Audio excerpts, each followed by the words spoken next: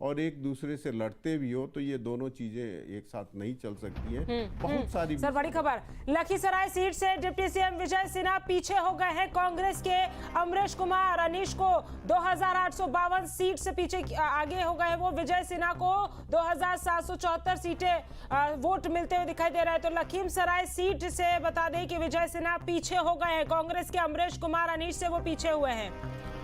तो लखीसराय सीट की बात कर रहे हैं। लखीसराय सीट से डिप्टी सीएम विजय सिन्हा पीछे हो गए हैं। बता दें कि कांग्रेस के अमरेश कुमार अनीश को 2852 वोट मिले, वहीं विजय सिन्हा को 2774 वोट मिले। हालांकि अभी भी काउंटिंग जो है वो लगातार जा रही है, कई राउंड की काउंटिंग हो रही है, लेकिन लखीसराय सीट से विजय कुमार सिन्हा जो है बीजेपी प्रत्याशी है, डिप्टी सीएम है, वो पीछे हो गए हैं, पीछे चल रहे हैं लखीसराय सीट से। सर देखिए, आरजेडी को एमवाई फैक्टर के लिए जाना जाता था और इस बार की सबसे बड़ा बदलाव ये देखने को मिला कि इस बार जाति को ना संबोधित करते हुए हमने देखा कि वर्ग को संबोधित करते हुए तमाम भाषणों में राजनीतिक दल नजर आए। देखिए, जहाँ तक उनकी एमवाई फैक्टर की वो बात करते हैं, इस बार तो मुझे लगता है कि उसकी पोल खुल गई थी। यादव पे बहुत भरोसा रहता है, खुद का भाई भी उनके साथ नहीं था, बहनों ने भी एक तरह से विरोध में कई बार प्रत्यक्ष अप्रत्यक्ष रूप से बोला। तो घर में ही आप एका नहीं कर पाए, अपने भाई को ही साथ में नहीं रख पाए, तो बाकी यादव को कहाँ रखते।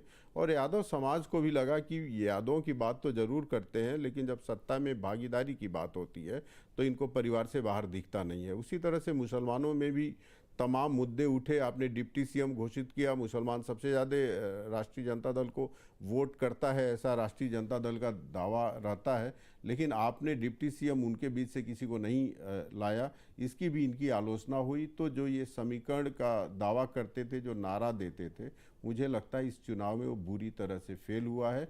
न इंटैक्ट यादव इनके साथ में आया है, न इंटैक्ट रूप से मुसलमान इनके साथ में आए हैं।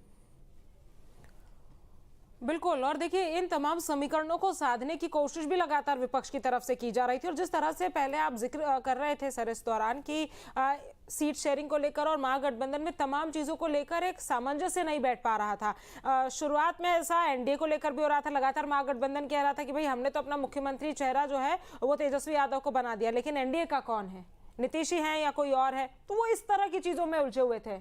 बिल्कुल, विजय सिन्हा को मिले हैं और कांग्रेस को 2852 वोट मिले हैं। देखिए कई सीटें ऐसी हैं जो काफी चर्चित सीट हैं और इसको लेके परेशानियां जो है वो बढ़ती नजर आ रही हैं। देखिए इसके अगर तारापुर की बात की जाए, तारापुर ऐसी सीट जहां पर सम्राट चौधरी चुनाव लड़ रहे हैं। तारापुर की भी पूरी जानकारी हम आपसे साझा करेंगे, जनता से साझा करेंगे। देखिए पहले चरण का जो काउंटिंग है वो खत्म हो चुका है और 1780 वोट से सम्राट चौधरी जो है वो आगे चल रहे हैं। सम्राट चौधरी को लेकर भरोसा जो है वो बीजेपी को था। देखिए दूसरी तरफ राष्ट्रीय जनता दल के अरुण कुमार जो है वो 1780 वोट से पीछे चल रहे हैं। सम्राट चौधरी को फिलहाल 4529 वोट मिले हैं। दूसरी तरफ राष्ट्रीय जनता दल के उम्मीदवार अरुण कुमार को 2749 वोट मिले हैं। तो ये कुछ अहम सीटें हैं जिस पर कुछ सीटों पर बीजेपी आगे चल रही है, कुछ सीटों पर जेडीयू आगे चल रही है। और सबसे बड़ी सीट की बात की जाए, अलीनगर की सीट की बात की जाए, अलीनगर को लेकर लगातार ये कहा जा रहा था कि क्या मैथिली ठाकुर को चुनाव लड़ाना सही है। देखिए अभी तक उसके रुझान जो है पूरी तरीके से सामने नहीं आए हैं पहले चरण के, लेकिन ये माना जा रहा है कि फिलहाल जो अलीनगर से है वो आगे निकल चुकी है। सीधे तौर पर कहा जा सकता है कि अलीनगर से जो बीजेपी की प्रत्याशी हैं वो आगे निकल चुकी हैं। कई ऐसी सीटें हैं जिसको लेकर जो संशय है वो बना हुआ था। महनार की सीट की बात की जाए, जेडीयू के प्रदेश अध्यक्ष पिछली बार चुनाव हार चुके थे, इस बार महनार से वो चुनाव लड़ रहे हैं। अगर महनार की सीट की बात की जाए तो महनार में फिलहाल जो पहले राउंड की काउंटिंग है वो हो चुकी है और देखिए 2836 वोट से उमेश कुशवाहा जो है वो आगे चल रहे हैं, जेडीयू के प्रदेश अध्यक्ष हैं, वो अभी चुनाव जीतते हुए नजर आ रहे हैं। पहले राउंड में करीब 2800 का जो है वो वोट प्रतिशत जो है वो अंतर जो है वो बढ़ा हुआ है, तो बढ़ोतरी जो है वो चल रही है। महुआ की सीट जहां से तेज प्रताप यादव चुनाव लड़ रहे हैं, ये कुछ ऐसी सीटें हैं जो जनता की निगाहें और खासतौर पर बिहार की जनता की निगाहें टिकी हुई है। देखिए तेज प्रताप यादव बहुत पीछे चल रहे हैं, 681 वोट ही अभी तक तेज प्रताप यादव को मिले हैं। मुकेश रोशन आरजेडी के जो उम्मीदवार हैं उन्हें 2027 वोट और लोक जनशक्ति पार्टी रामविलास के उम्मीदवार को सबसे ज्यादा वोट मिले हैं, 3536 वोट, यानी कि 1400 वोटों से आगे चल रहे हैं। देखिए ये समीकरण जो है